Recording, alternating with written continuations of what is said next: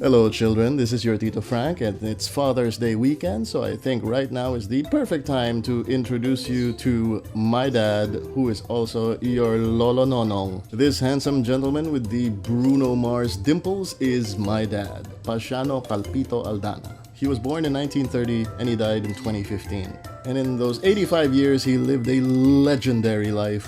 His exploits are numerous and legendary, but of course you've never heard of him, have you? You've barely heard of me. You don't know anything about me, do you? If you want to learn more about me, you're just gonna have to keep watching this vlog. Right, okay. I have a bunch of stories about my dad because he's a fascinating character. He was born in Poso Rubio, Pangasinan in the year 1930. The backdrop of his life is basically World War II. It's the backdrop of my parents' life. My parents are a bit older. They were known as the silent generation, the generation that started rebuilding after the war. The backdrop of my childhood was the 80s. What's the thing that you remember from childhood? You know, you might remember MySpace, Friendster. They had World War II. The world that they lived in is vastly different, and for the most part, that world is long gone. There's a lot of mind-boggling things from that era that we would either find deeply fascinating or, terribly atrocious. It's like, what the actual F is going on? Like, for starters, my dad was a smoker and he started smoking at the tender age of 7 years old. Because this was back in the time when tobacco was considered to have medicinal properties and it was a good thing for children to smoke them, women and children. Think about it, pregnant women and children smoking, and they weren't smoking like these cutesy wootsy little cigarettes. They were smoking like big ass hand-rolled cigars, and my grandma is known for flipping that cigar backwards inside her mouth. You'd see a lot of historical pictures of these old ladies sticking the cigarette backwards in their mouth. That was a thing. And my dad was a smoker, and he only quit he quit more or less when he was my age now. I quit in my late 40s, and so did my dad, and we had kind of had the same reasons. We quit because our kids couldn't stand it, and it's really not healthy for them. It's not healthy for us. It's better if we live a little bit longer and, still be useful at a later age. So we quit for the same reasons. In Filipino culture, if you're the older sibling, you are automatically the babysitter of your younger sibling, and that was true for my dad and his younger brothers. He was in charge of babysitting my Uncle Johnny. And so he had to feed him. We didn't have baby formula back then. We had goat's milk. My dad was always trying to find better, more efficient ways to be lazy. Not because he was abjectly lazy. He was just trying to find the most efficient way to do something.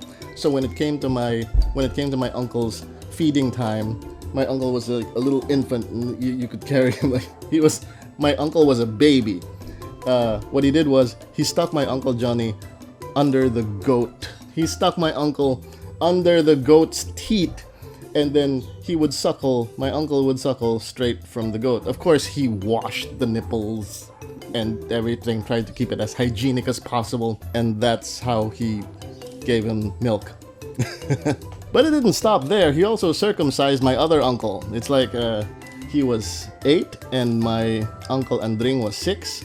And then one day, my dad just had this brilliant idea in his mind. Hey, Andring, tuliin ka natin ngayon. And his 6-year-old brother probably doesn't even know what that means. He says, sige! And circumcision back in the provinces in the 1930s was, suffice it to say, it's not a hygienic medical procedure. In far-flung places where there are no doctors, or doctors are like the nearest doctor is in the next town, the task of circumcising young boys sometimes fell to barbers.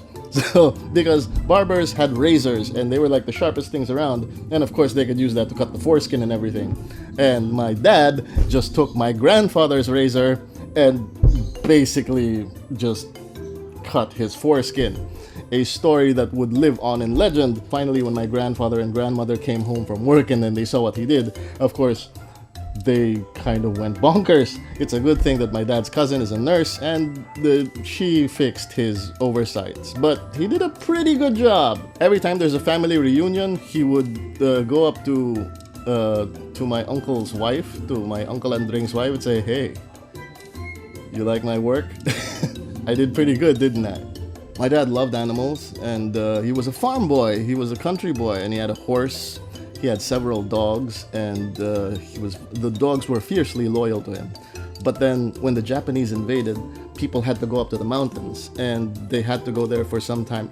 Like that, just the concept of that is something unthinkable.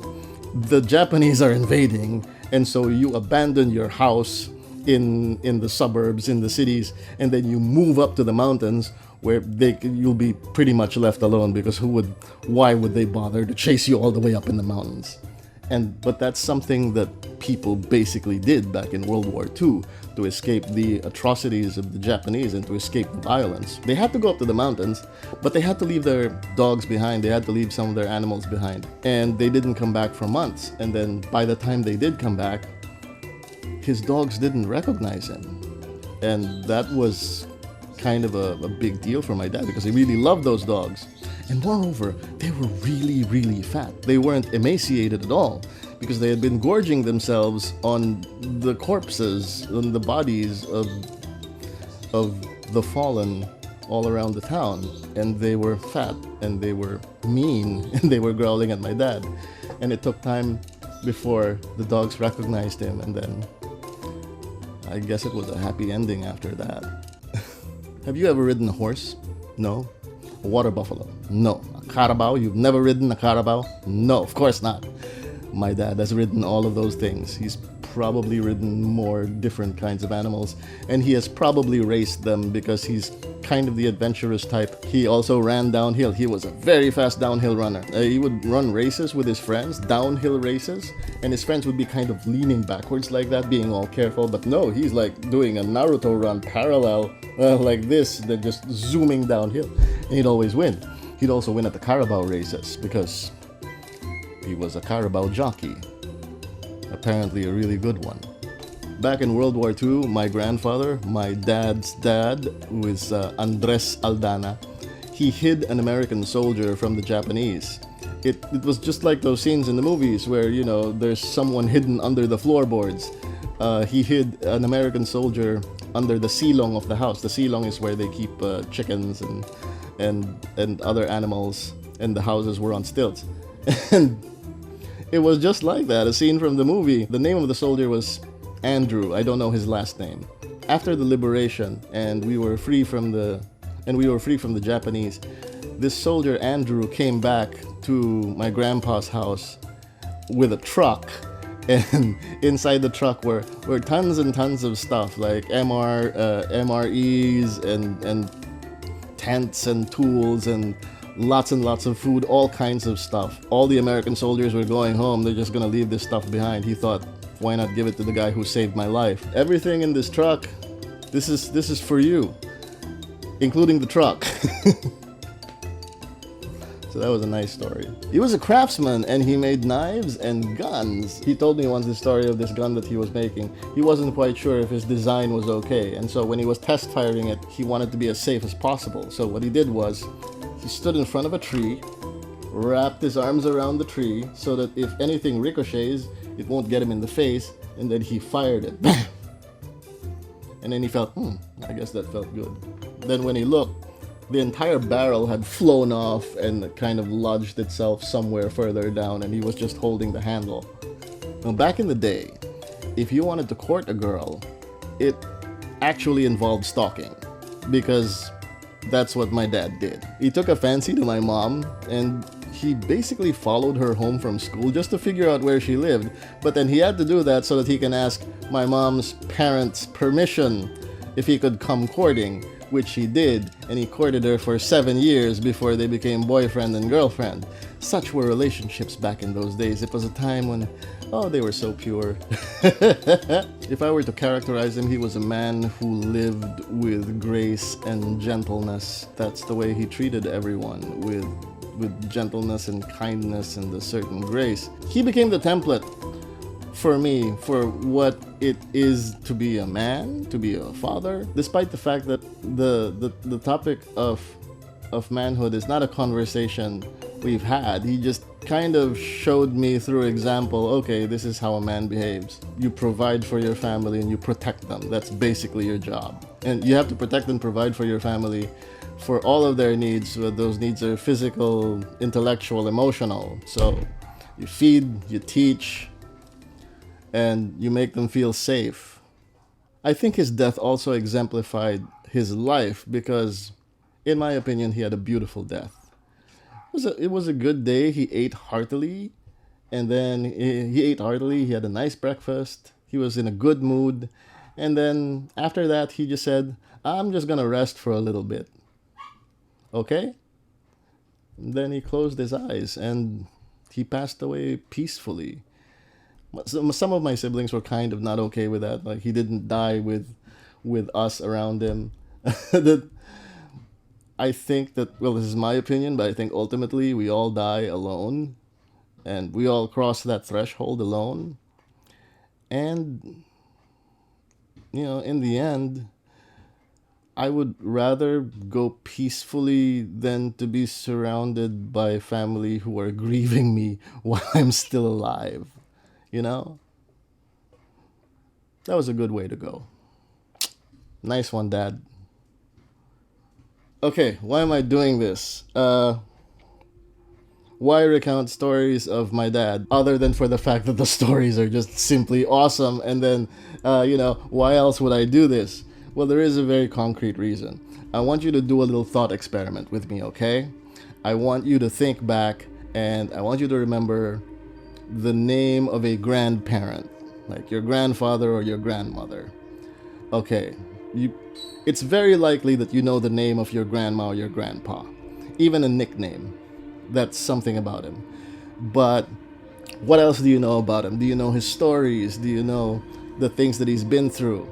Don't answer that out loud, or don't post it in the comments. Just keep the answer to yourself. This is the essence of this mental exercise.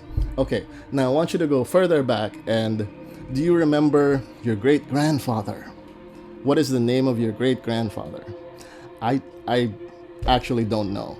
And not only do I not know the name of my great-grandfather, I know nothing else about him. This is my grandfather's father. That's just a few generations back, and I know absolutely nothing. See, there's this thing called the second death. The first time you die is when you die physically. The second time you die is when a person, a friend, a relative, or someone remembers you and says your name for the last time. And then maybe that person dies, and every living memory of you will be gone. Okay, now I want you to think of that ancestor, the distance in years between that ancestor and you. And chances are that distance in time is probably going to be less than 100 years or so. So extrapolating forward, think about it this way. 100 years from now, no one will remember who you are. No one will know your name. No one will know anything about you. And every living memory of you would have been erased. And that is the fate of all of us. We die, and then we fade from memory, a second death. I think that it's important to tell stories because we can live on through stories. That's the thing about the human race. That's the one thing we're good at. We're very good at storing thoughts and memories outside of ourselves into forms that can quite possibly outlive us and last longer than flesh and blood. But even those things will fade eventually. But you can hold out for a little bit longer. Our stories can live on beyond our lifetimes, and in a sense, it's a kind of immortality. For the time being, we can tell our stories to each other and I guess enrich each other's lives with those stories. Tell your stories. Leave a story in the comment. A short one, a simple one. I would love to hear it. So children, happy Father's Day weekend to all of you, to all of your dads, and all of the positive father figures in your life. Love you all.